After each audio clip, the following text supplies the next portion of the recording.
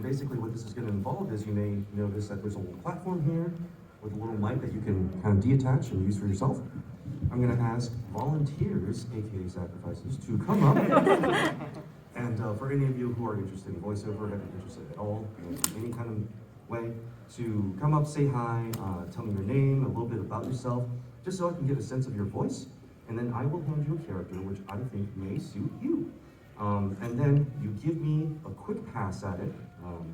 In studios for us, normally we have like, I don't know, anywhere between like 2 minutes to like 12 seconds, right? To scan the script before they throw you in there and be like, all right, go, be amazing. And you're like, okay.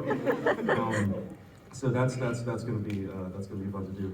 It's called cold reading. Basically, it's a skill where you pick up any sort of copy and you can read it as if you've read it 1,000 times before. Completely necessary for any and all forms of voiceover.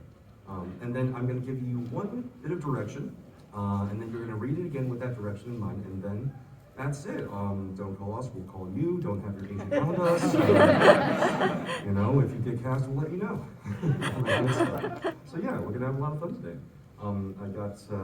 I got these sides that I brought are 100% legit actual scripts from the entertainment industry. And these scripts are the actual sides that these actors were cast on. So that's a lot of fun. So, having said that, is anyone brave enough to be our first actor? Oh, right away. Please, come on up. Pick up the mic. Tell me a little bit about yourself, please. You want us to make you for the audience? Oh, either way, whichever makes you comfortable. So, my name is Kenny. This is actually my second cold read with you. I was at Anime Bonsai. Hey, welcome back! Thank you. And I have been doing acting for almost a decade now. And voiceover is something that all of my friends are really interested in, and so I decided that I was going to pick it up because they're really fun people.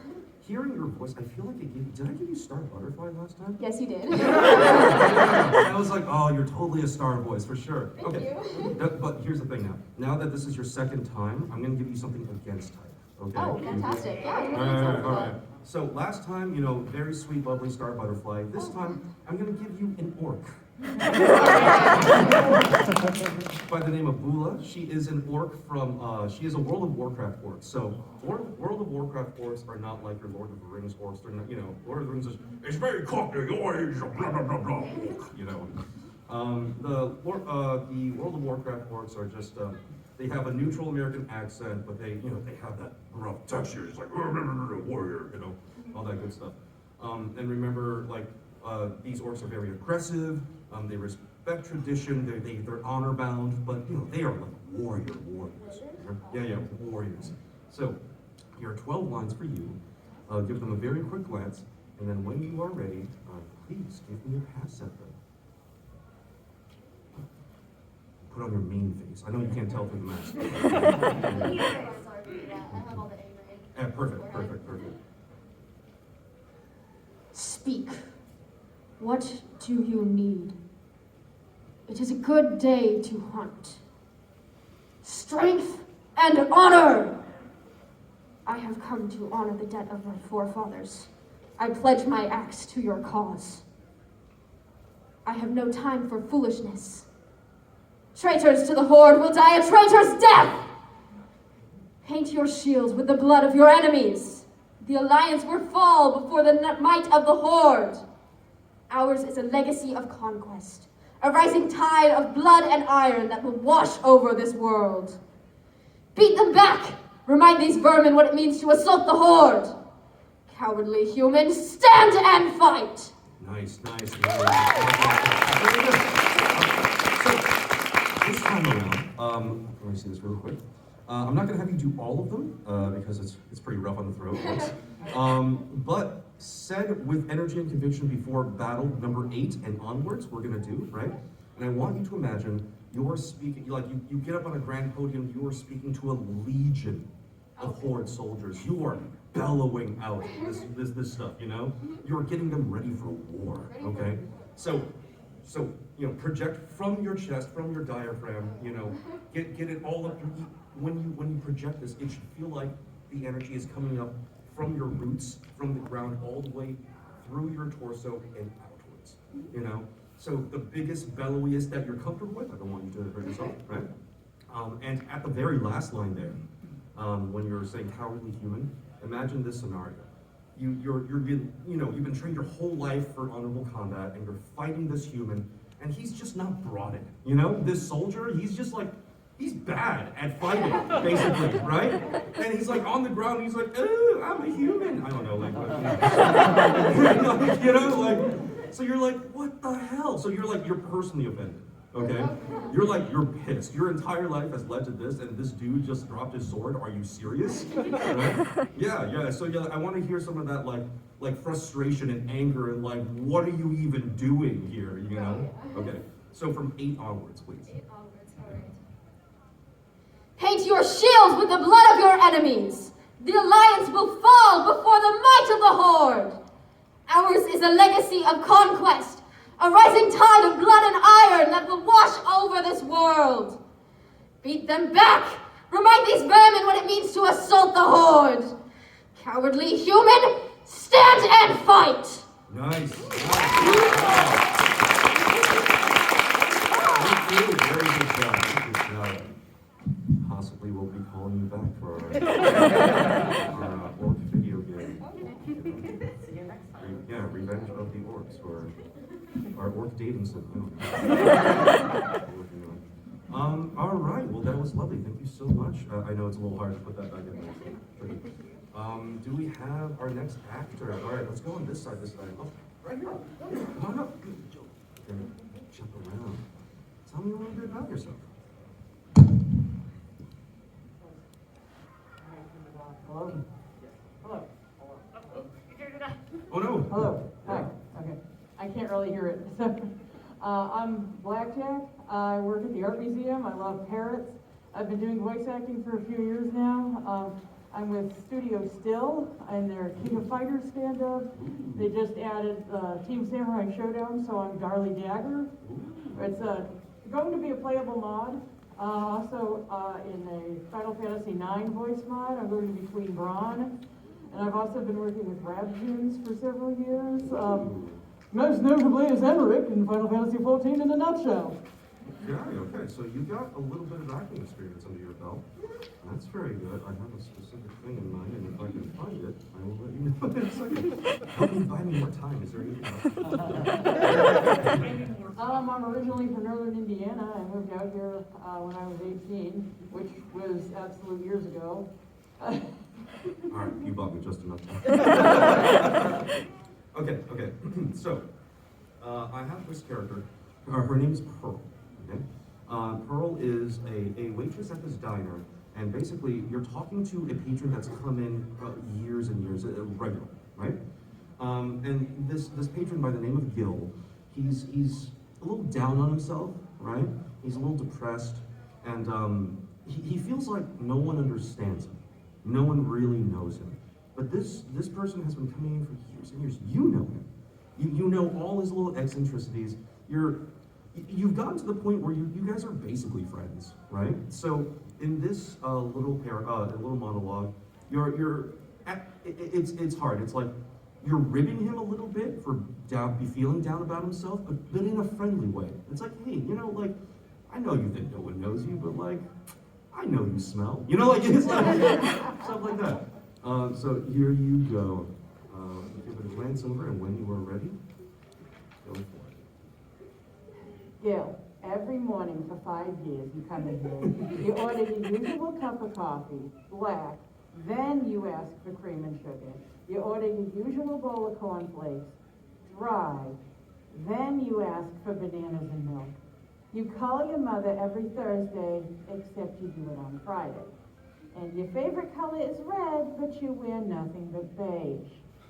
Sometimes I wonder why I put up with you. You're like sinus trouble. You come and go, but you're a chronic condition. That is the quintessential diner waitress voice. Very good. I like the character choices. I like the accent. I like the kind of motherly ribbon, you know. I think the only change I would make, if you would give it to me one more time, put a little bit like, at the very beginning, give me a little bit of sense that you're exasperated enough to engage with this dialogue. You're like, okay, Gil, you know what? Here's the thing, you know, right? And then at the end, when you say stuff like, you know, I don't know why I put up with you. Like, I know it sounds a little mean, but imagine you lean in and you give him a little like elbow thing. It's like, come on, man. You know, you're like really close to him. You know, yeah. Give me one of those, please. Gil, every morning for 5 years you come in here. You order your usual cup of coffee, black, then you ask for cream and sugar. You order your usual bowl of cornflakes, dry, then you ask for bananas and milk. You call your mother every Thursday, except you do it on a Friday. And your favorite color is red, but you wear nothing but beige. Sometimes I wonder why I put up with you. You're like sinus trouble. You come and go, but you're a chronic condition. Really good job.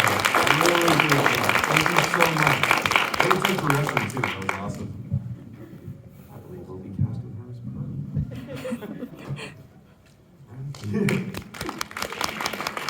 All right. We have our next actor. Ooh, perhaps this way in the back, in the black. Yeah. Yeah. Oh, okay. I know there's two in the black. Sorry about that. You guys want to like rock, paper, scissors real quick? Yeah, okay. We'll do that. Hello. Hello. How's it going? It's going good. Excellent, excellent. Tell me a little bit about yourself. Hi. Oh, that's weird. Okay. Hi, I'm Josh. I'm 19 years old and I'm a college student, and I have been interested in voiceover for a while, but you know, I've mostly just done it for fun for the last couple of years. What else is there to say? I moved to Portland about a year ago. I kind of like it. It's not bad. And last Kumoricon, I didn't really get to do anything, so it was super cool being able to be here for the whole weekend and experience all this stuff. Heck yeah. Yeah. Well, you have a very nice low timbre. I'm going to give you this character from the last Diablo game. This character is named Belial, the Demon Lord of Lies. So a very charming individual, I'm sure. You know? Sounds like it. Yeah, absolutely. So as you can probably tell from the title, he's a bad guy. But of course, he does not see himself as a bad guy, as any good bad guy does not, right? He's charming, he's persuasive, he's manipulative.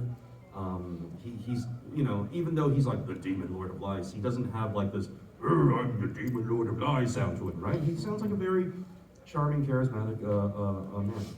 And towards the end, of course, he gets a little like antagonistic and a little shouty, a little more demon-y, as it were. But just keep in mind that he believes in what he's saying, and he is trying to persuade the hero or whomever he's speaking to into his ideology of his, being the Lord of Lies. All right, so when you are ready, please go ahead. That wizard is a madman. Why do you think they tore him apart all those centuries ago? Do you think he will give you the stone? Demon and angel alike once feared his power. You are a tool, to be used and then discarded. I have turned the power of the Empire against you.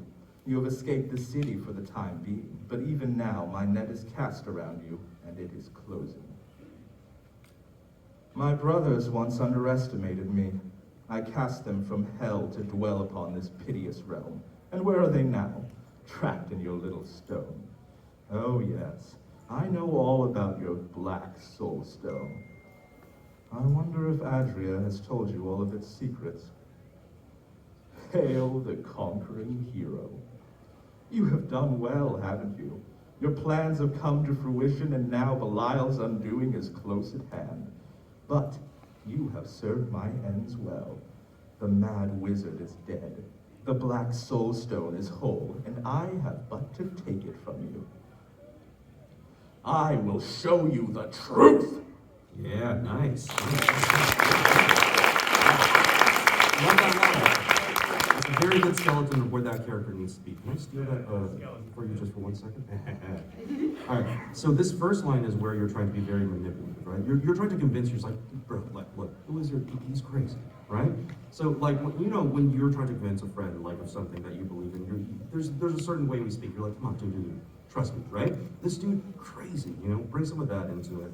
And then number two, obviously, then you reveal your grand plan. It's like, aha, and now you're a criminal. You suck, Enjoy it a little more. Your plan is unfurling. It's going exactly the way you want. Be a little more smug about it. And that goes for 3 as well. The smugness, basically, he's such a smug person. He goes, basically, lines 2 to 4 is like, I would like you to dial up the smugness, just about 33%. And that's about it. Just enjoy it more. Okay? Enjoy the words that come from your mouth because you are the Lord of Lies. That wizard is a madman. Why do you think they tore him apart all those centuries ago? Do you think he will give you the stone? Demon and angel alike once feared his power. You are a tool to be used, then discarded. I have turned the power of the Empire against you. You have escaped the city for the time being, but even now my net is cast around you, and it is closing. My brothers once underestimated me. I cast them from hell to dwell upon this piteous realm. And where are they now?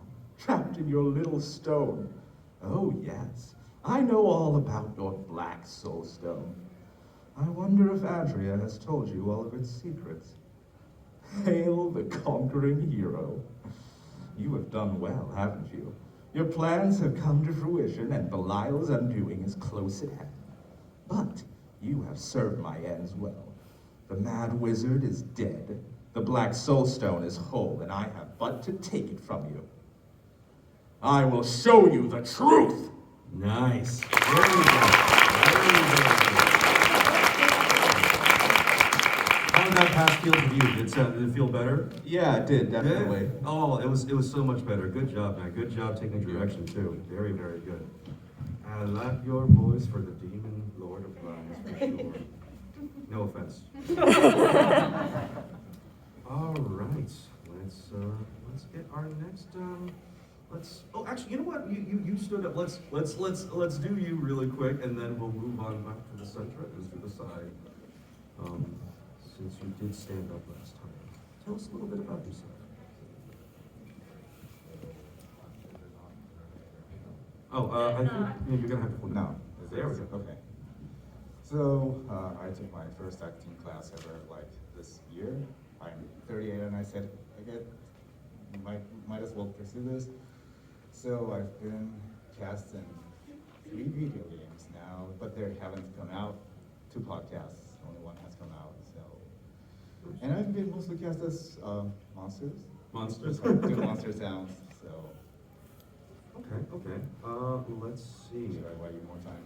No. I think I got something. I know you said you're mostly being cast as monsters, right? Yes. Let's give you something against the monster type.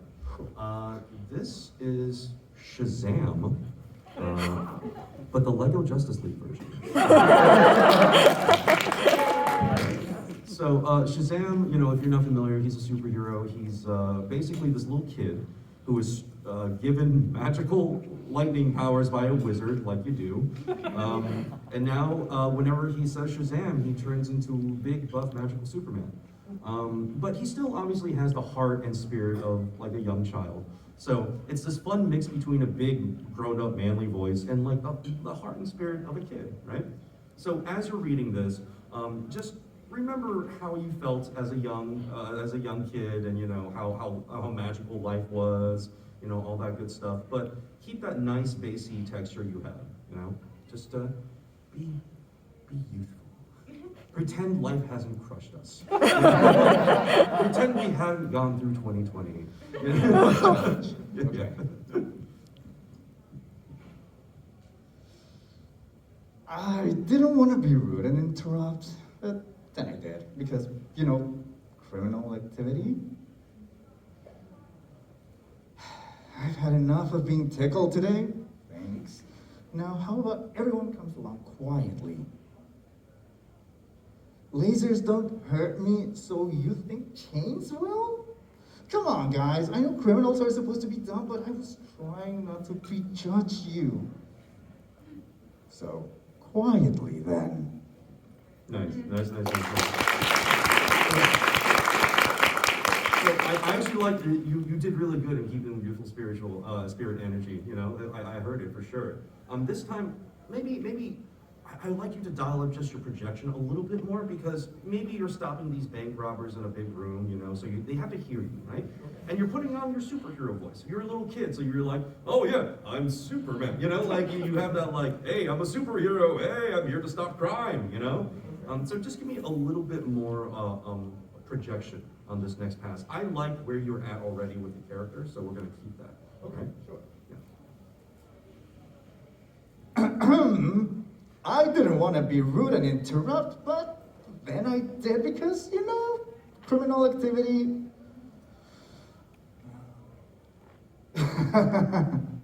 I've had enough of being tickled today, thanks. Now, how about everyone comes along quietly? Lasers don't hurt me, so you think that chains will. Come on, guys. I know criminals are supposed to be dumb, but I was trying not to prejudge you. So, quietly then. All right, thank you so much. Thank you. That's why I like your hair. It's awesome. Oh yeah, looks good. Good job. Okay, let's pick our next actor. How about you in the green with the yellow mask? Yeah. Yeah, come on up. Come on up. Tell us a little bit about yourself. Hello, my name is Hannah. I'm a theater administrator here in town, so I usually run auditions instead of doing nice. them. But I do some of the stage acting in town as well, mostly like Shakespeare, Oh, awesome. and coming to conventions and dressing in costume and having a good time. That's Awesome. my weird hobby. It's not weird at all. It's fantastic. We're glad you're here. Good. So you may have heard at the beginning, I have Star Butterfly. Perhaps you would like to read for Star Butterfly. You have a nice, light voice. Sounds great. Yeah. Have you seen the show before? I haven't. Oh, it's a great show. And Marco Diaz is here this weekend, by the way. I know. So yeah, Star Butterfly. Basically, she's the epitome of a magical girl princess, right? She's hyperactive, kind of pixie-ish in demeanor. Probably's got some of that ADHD, you know. And so, but she's hyper happy to be doing whatever she's doing at any given point. And she jumps from one thing to the next very quickly, and she's always like 110% into whatever is happening right now, right? Okay. Yeah. So whenever you're ready. Okay, so you're probably asking yourself, who is that butt-kicking girl with the fab fashion sense? Gross. That's not even a girl, it's a monster. Over here, that's me, Star Butterfly, fighter of the forces of evil, princess, and the future ruler of Muni. He's not new. His name is Sol Juan, and he may not be that cool, but he's nice. He has a really big heart. Look, I'm working on my logo. It's my name, with a star, and a butterfly, and 2 hearts, and a spider. I got it. Okay, here's the deal, Skullzers. I'll use my magic to change you into an older woman so you can get your man back. And then you can give me an A, all right? It's a deal. Starscurry, time bomb. No! You gotta help me so my parents can't find out about this. This was my last chance. If I mess up just one more time, you know I'll get sent to St. Olga's Reform School for Wayward Princesses. It's terrible. It's a horrible place. No one who goes there ever comes out the same. So, hey, buddy. So I know things got a little weird yesterday, but I think in the end everything worked out okay. Like, I smoothed things over with my parents, and I'm not going to St. Olga's. So, we're good, right? was really good. It was really, really good. So I love the skeleton and structure of the character we have. It's spot on. If you could believe it, if you could even give her like another half of a Red Bull. if that's in you, you know, I don't. Yeah. That would be amazing. And there's a spot in the script where she does a spell, scurry. What's that? Star Scurry Time. Star Scurry Time Bomb. All right. That's your big anime moment, right? It's like, imagine the screen goes all colorful and she's winding up her spell, you know, it's like, so give me a little bit of a build, like, Star Scurry Time Bomb, you know, like that. Okay. You know, you're an I've seen the power up. Yeah, that's right. Great, All so right. that number 4 then. Yeah. So if you could just give me the script again, half a Red Bull. Oh no. Read through the script again, half a Red Bull, and Okay. I'll do a wind up on the spell. From 1. Yes, please. Great, okay. Okay, so you're probably asking yourself, who is that butt-kicking girl with the fab fashion sense? Gross. That's not even a girl, it's a monster. Over here, that's me, Star Butterfly, fighter of the forces of evil, princess, and future ruler of Muni. He's not new. His name is Solwan, and he may not be that cool, but he's nice. And he has a really big heart.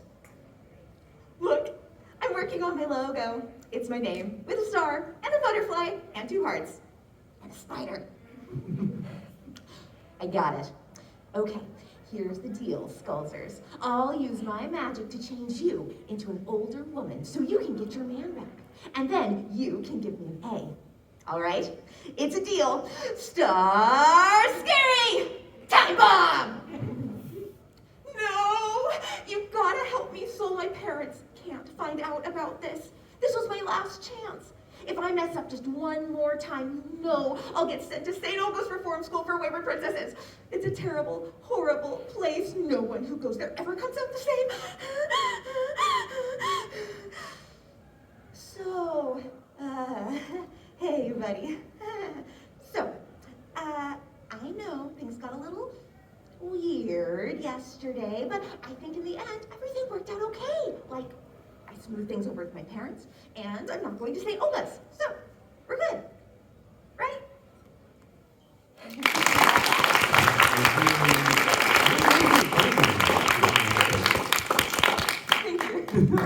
No, it's really impressive. To be able to pick up and read that many lines and do it in character and actually tell a story with it is really hard. Yeah. So yeah, it's the hard part.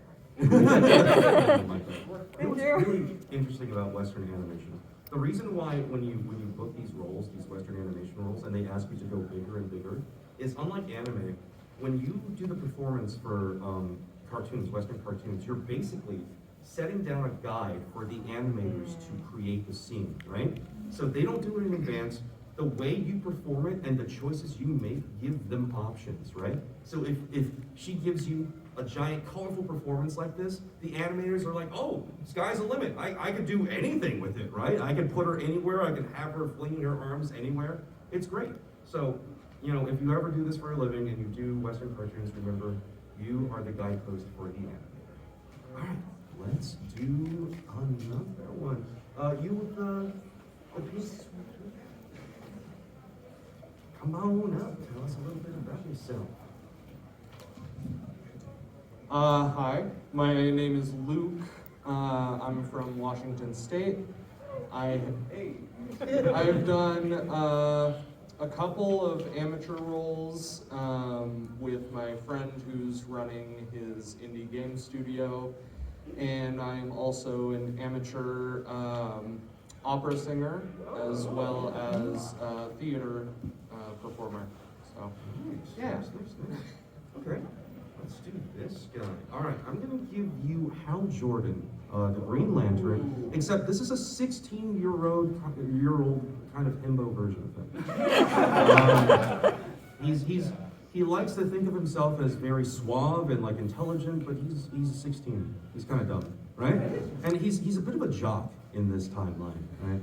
So he is no less of a superhero. He has, you know, gotten the ring and all that stuff, and you know, he feels kind of smug about it, right? But he's still trying to be a good guy. He's just bad at it. Yeah. So remember how awkward you were at 16? Yeah. I know it's crazy to think back that far for all of us. But yeah, give him that youthful kind of bro energy and confidence only a 16-year-old dude who has been gifted a power ring could have. For sure.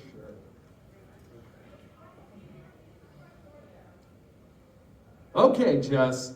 It's late in the fourth quarter and we're down 2 scores. These guys really got us in a hole. It's fourth and forever. But we're not out of it yet. One perfect Hail Mary and a tip that goes our way, and we can still get out of this. What? Yeah. Don't worry, Garth. I'm sure that someday an elite group of intergalactic space cops will notice your rocket arm and a 4.640 and travel halfway across the universe to recruit you too. Well, yeah, I broke up with her with a text. Come on. What was I supposed to do? Talk to her? She's crazy, Jess. She would have tried to talk me out of it and stuff. Trust me, texting is way cleaner. What? I put the thumbs up emoji at the end. Jeez.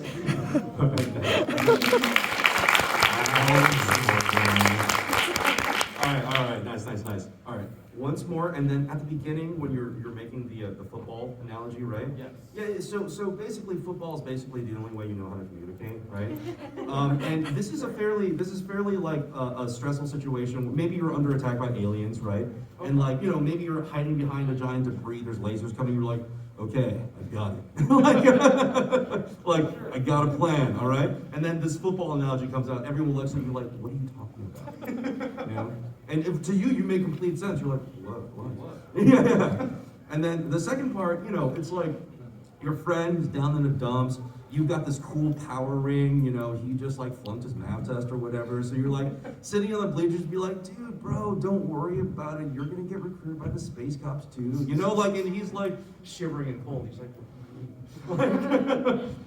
you have everything and I have nothing. That kind of moment. But you're like, yeah, man, we're the same, except I have superpowers, Yeah. So it's like you're trying to make him feel better, but you're really bad at it.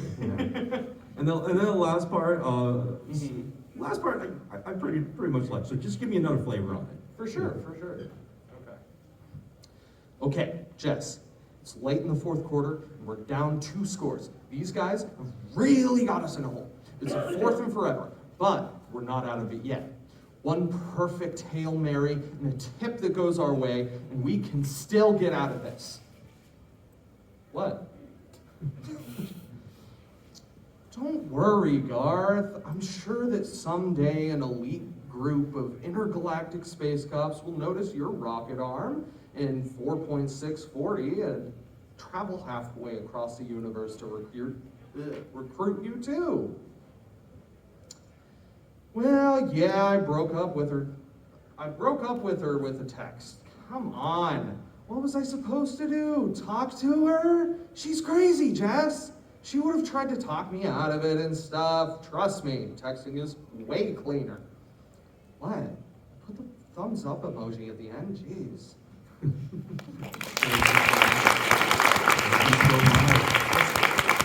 Also, nice Skull Knight shirt. Yes, Love I it. wanted to also say Awesome. His guts is like my favorite. Appreciate it, bro. Good job. Thank you for coming up. All right, let's go. Yes, come on up. Tell us a little bit about yourself. Hi. It is on. Okay, cool. Hi, I'm Ashley. I'm unfortunately from St. George, Utah. Best introduction. I don't really have that much voice acting experience other than just like copying the Walmart lady announcer or She's the very little- the copyable. machine. Yeah. Yeah, no, I totally get that. I need more time. Insert cash or select payment type. Use the cash to complete transaction. Amazing, incredible. Thank you for for buying me time. All right. Thank you for shopping at Walmart. Here is a character for you. Let's see. This character's name is Talus. Oh God, okay. Talus is a military commander. Okay? And unfortunately for her, her people are under attack by an alien race by the name of the Zerg. This is StarCraft 2. So basically, you're reaching out to you could call him a peer, but he's kind of like this renegade, kind of like a rogue agent, right? Okay. And you and your government despise working with this dude. He just does not align with your ideals, but at this point, you have no choice. You have to reach out to him because unfortunately, he gives you leverage in this mission, right? So, when you're speaking to this guy named Zeratul, just for pronunciation's sake, when you speak to Zeratul, I want to hear a tiny bit of reluctance. Even though this is majorly important to save your people, I do want to hear like, oh, this guy, a little bit, right? And then throughout the scene, you're also going to come across a line where like, you know, you're also faced with working with humans, ill, gross. You know, who likes humans? No one. What the heck? You know? Humans don't even like you. I know humans don't even like humans. You're just like, oh, these guys. All right, whatever. But you do love your people. You do not want to leave them behind. They are first and foremost in your heart. And at the very last line, is your big kind of like standoff moment, or your John Wayne moment, where like you saved everyone, you teleported them to the ship, right? But you personally have stayed behind to make sure that the transportation system does not go down. Like there's going to be an army of Zerg coming your way, and it's literally just you. So at that last line, I want you to imagine like you have these giant like plasma blades that you're ready to just defend the entire facility by yourself with, because you are that much of a badass. You got this.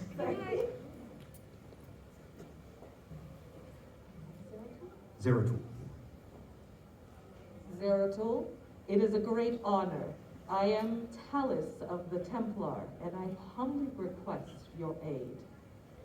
An unknown force has been abducting civilians from our colony worlds. My warriors and I have tracked them down to this facility, but it has come under attack by the Swarm. We need your aid. Your blade shall have revenge that they seek, Templar! Sorry. I have no intention to leave our brethren to die, regardless of the odds.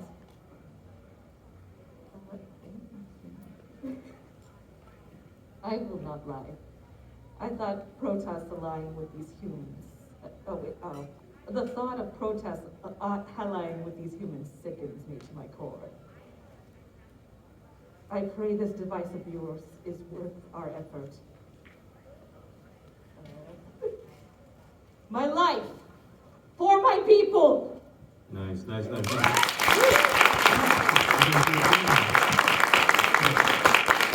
good job, first of all. It was really good. It's Protoss, and when the second or third line, when you say the vengeance, your blades will have the vengeance you seek, Templar. So basically, in that scene, you're talking to a fellow warrior who has lost everything, right? So and all they have left is vengeance, basically. So you're promising him that, okay? So it's a very like emotional moment.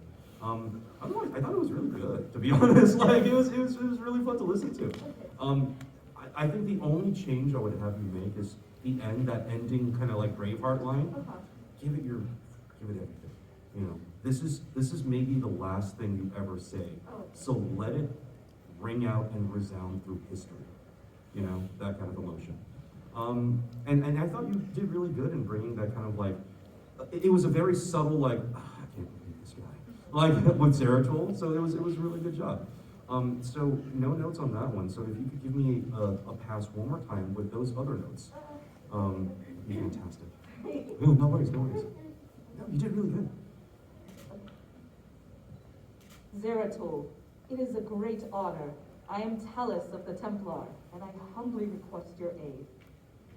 An unknown force has been abducting our civilians from our colony worlds. My warriors and I have tracked them down to this facility, but it has come under attack by the Swarm. We need your aid. Your blade shall have the vengeance they seek. Templar, wait, Templar.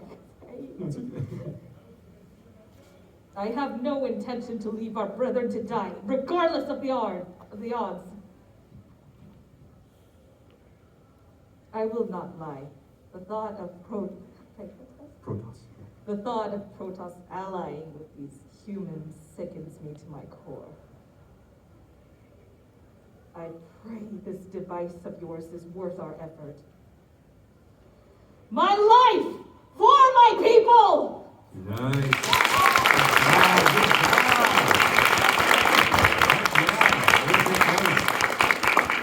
Very good voice. Good job. Thank you so much for coming up. All right, let's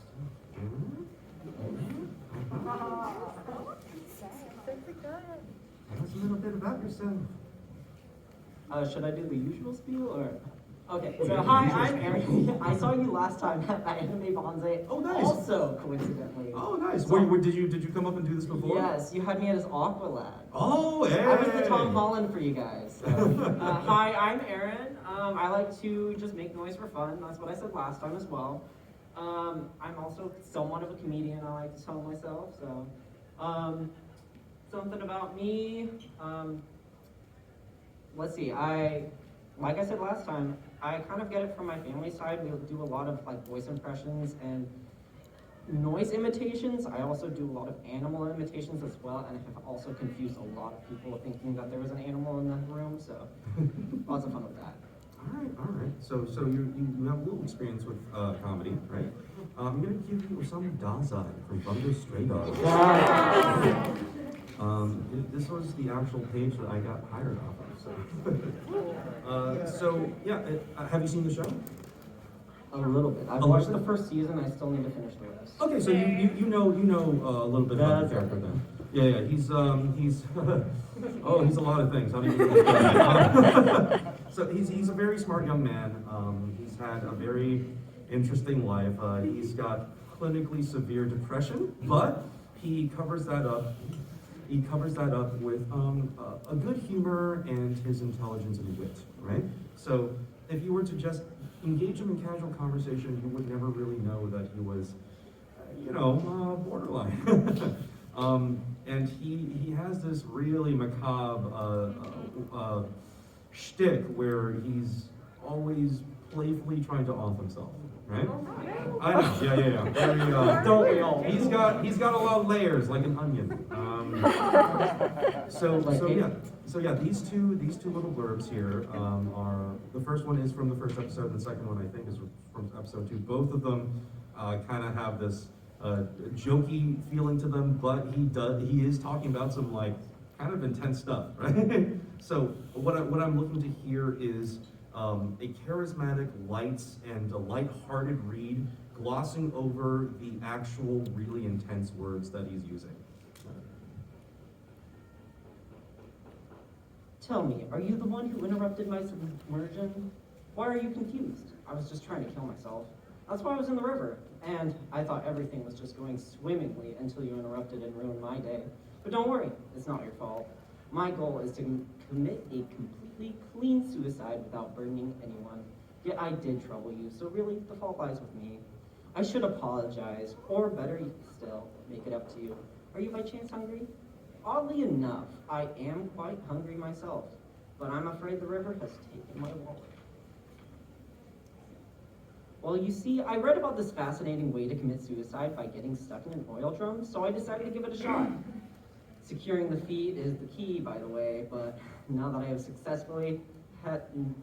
succeeded in stuffing myself in, I'm just suffering. I think I may snap into at the waist. Such agony. And because I've wedged myself in so deep, I cannot get out on my own. I might eventually die, but I'm not the type of guy who enjoys the suffering or pain. That would be sick. Also, I only learned after the fact that this isn't actually a form of suicide. In practice, it's more of a form of torture. See what I mean? Kind of messed up individual. So yeah, in that first part, it felt like you were rushing through it a little bit. little bit fast. So take a little more time, you know. Talk to Atsushi a little bit more casually. I think the disturbing part of like the stuff he says is how casually he glosses over the fact that he was in the river, you know? And it's like, oh man, dude, sorry you had to rescue me from the river. You want lunch? Oh, dude. I think the river took my wallet, to be honest, you know? So take your time with it. Tell the story a little bit more about, let the audience kind of digest the fact that you were in the river, right? And gloss over it just enough for it to be kind of perturbing, right? And then in that second little thing, you are literally in the oil drum. Imagine your feet are here, right? So I want you to give me a little bit of like that discomfort. You're like, oh, agony. So as it turns out, it's actually just kind of a form of torture. So give me that one more time with those notes, please. Tell me, are you the one who interrupted my submersion? Why are you confused? I was just trying to kill myself. That's why I was in the river. And I thought everything was going just swimmingly until you interfered and ruined my day. But don't worry, it's not your fault. My goal is to commit a completely clean suicide without burdening anyone. Yet I did trouble you, so really, the fault lies with me. I should apologize, or better still, make it up to you. Are you by chance hungry? Oddly enough, I am quite hungry myself. But I am afraid that the river has taken my wallet. Well, you see, I read about this fascinating way to commit suicide by getting stuck in an oil drum, so I decided to give it a shot. Securing the feet is the key, by the way, but now that I have succeeded in stuffing myself in, I'm just suffering. I think I may snap in two at the waist, such agony, and because I've wedged myself in so deep, I cannot get out on my own. I might eventually die, but I'm not the type of guy who enjoys suffering or pain. That would be sick. Also, I've only learned after the fact that this isn't actually a form of suicide. It's practice. In practice, it's more of a form of torture.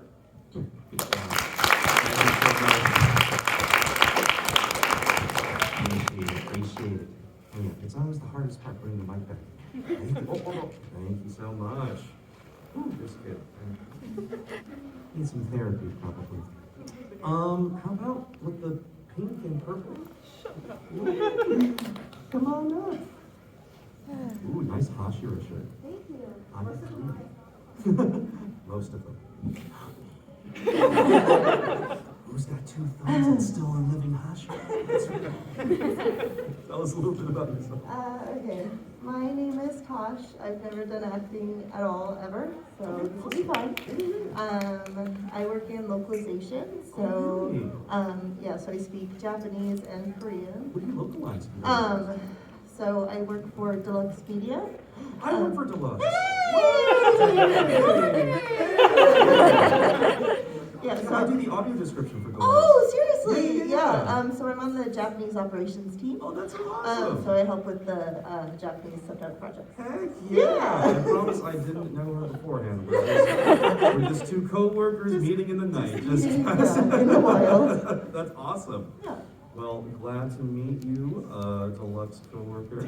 I'm going to give you this character by the name of Nero. Nero is kind of like a, you're familiar with like the Han Solo kind of archetype? Oh, I love Han Solo. Yeah, roguish, kind of charming, you know, swagger.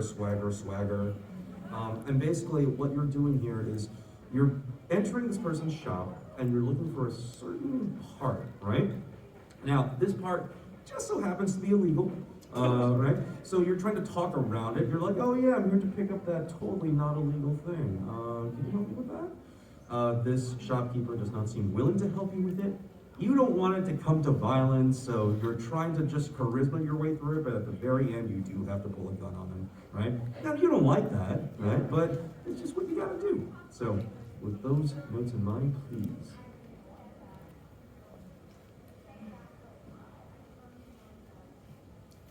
My name is Nero V. I'm with the Guild, and I ordered a face connector several weeks ago. It's very hard to obtain part, very expensive. Yeah, perhaps you can still help me. I need 3 of those toolkits right there, 10 lenses, and throw in a crate of those connector rods. My thanks. I want you to hand deliver the order to me. Careful there, wouldn't want you to get hurt. It's nothing personal, kid. You should have just given me the face connector when I asked for it. Nice. On this next pass-through, Yes. when you walk into the shop and you're like, hey, I'm the Nero V, give it a little more of that Han Solo swag. Han Solo swag. Like you own the place, you're like, hey, it's Han Solo, what up? I'm here for illegal crime stuff. And when he turns you down, you're like, in that line where you're like, oh, maybe you can still help me, right? He's just turned you down, so you're like, okay, Okay. maybe you can still help me, you know? And the stuff you list off, you don't need. You know, Right, you don't right, actually. right. The whole point was to get him to carry it to you so you can pull a gun on him. So just be a little more smarmy about it.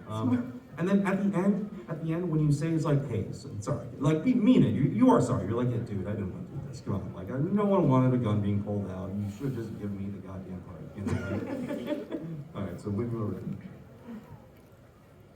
My name is Nero V. I'm with the Guild, and I ordered a face connector several weeks ago. It's a very hard to obtain part, very expensive.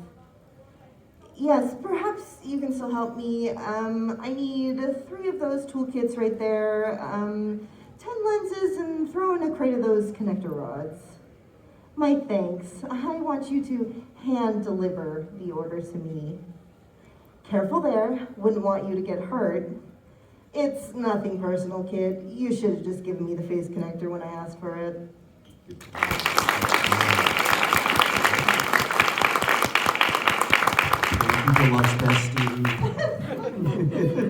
All right, so we are running down to our last few minutes, and we will not have enough time to get through another one. But I wanted to leave just a few more minutes, just in case anyone has any questions about voiceover or the audition process, or how one. Yes. How does someone with absolutely no experience in theater or voiceover get started doing things? Theater? No, I'm sorry. Actually, I mean, if you can have access to theater classes, it does give you a lot of good experience for everything you need. Otherwise, there are a ton of resources on the internet. D. Bradley Baker has an amazing website called iwanttobeavoiceactor.com, something like that, right? It's a really great resource. I always pitch my friend Kira Buckland's Discord. It's called the Voice Acting Club. Kira Buckland, yeah. You may know her from Near as 2B. Her Discord has a ton of very vital resources for anyone looking to get into voiceover. They have articles about raids, microphones you should be on the lookout for, how to manage your demos, and best of all, she has a section where indie game and animation makers post auditions. So if you're looking to fill out your resume, you can also have a great time there. So yeah, Voice Acting Club, Kara Buckland's Discord, I absolutely recommend it. Sweet. With a hat, yeah. What do you recommend equipment-wise for really new beginners? Really new beginners. Honestly, the most important thing you could do, aside from the mic itself, is have a professionally sound-treated space, right? In a professionally sound-treated space, even cheap mics sound really good, you know? Get yourself a cheap condenser mic, like what's it, the eyeball-looking thing? I forget what it's called. Yeah, the snowball. The snowball will work out at the very baseline beginning, right? At some point, maybe you want to upgrade once you have like a few $100s to like a Shure SM7B. That's like the podcast mic, right? It's not ideal, but it has a good enough sound where most studios in Los Angeles will work with you. The holy grail of mics that you want is called a Neumann TLM-103. That's a Neumann TLM-103. It is fairly pricey. It's about $1,000-ish. But if you do own that mic, there is no studio in the United States that will not work with you. That is it. That is the industry standard microphone. All right. So those are the ones you want to be out looking at. Yeah. Is it how many studios or people that are doing these castings worry about physical proximity, like I'm talking about that mic setup? So interestingly, in this time of COVID, there are less and less studios that require you to be in person.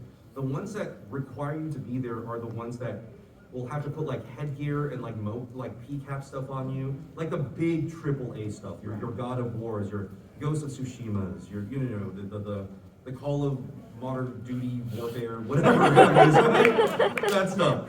They will want you in studio for that stuff because they have additional equipment they have to put on. But otherwise, you know, anime, I know some studios still, like Crunchyroll wants a lot of its talent in Texas, right? But I work on plenty of stuff across state borders, just from my own home. So there's plenty of options open to you. Yes. I wanted to know how you went about getting representation in your career. I basically worked until I networked with enough people that were willing to walk me in. I know I feel like that's a cop-out answer, but like generally, it's very hard to get into an agency on a dry, cold submission alone, right? Just writing your little cover letter and be like, hey, maybe you want to represent me because I'm awesome. It has a very low success chance. What your best bet is to get a body of work, network with people in the same field, prove that you're good for the job. And at some point, someone will be like, hey, wait, you're not represented? Dude, come talk to my agent. They're always looking for people, you know? It kind of works that way for a lot of my peers. And I know like one person who has ever gotten an agent on a dry submission out of every voice actor I've ever known. So the best way to do that is just grind, meet people, get in. Yeah. One more question, maybe for the tie. Atsushi, yeah. Okay, serious one. Do you need an agent in order to get into voice acting? No, you don't need an agent to get into voice acting.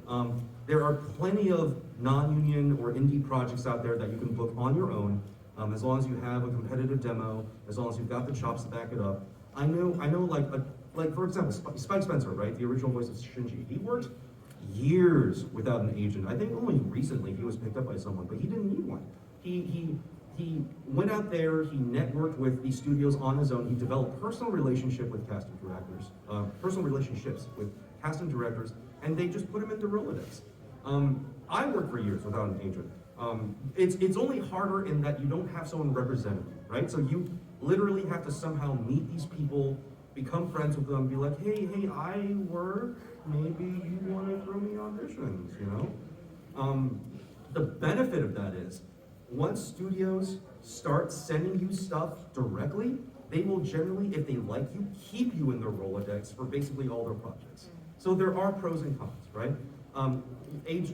Studios will get submissions from agents all the time, and it's just giant lists of people. But if they know you personally, then yeah, you're probably gonna work, you know? But on the other flip side of that, in order to get into those big AAA titles, you do need an agent. Like Sony is not gonna keep your name in their Rolodex. Right? Places like that, they don't have the time, they don't have the, you know, spoons to keep that information. So, agent good, but also don't need it technically to survive in the end. Thank you guys so much for coming. It was a lot of fun. Thank you so much for everyone who came out. Really good job, you guys. Thank you so much. Enjoy the rest of the con.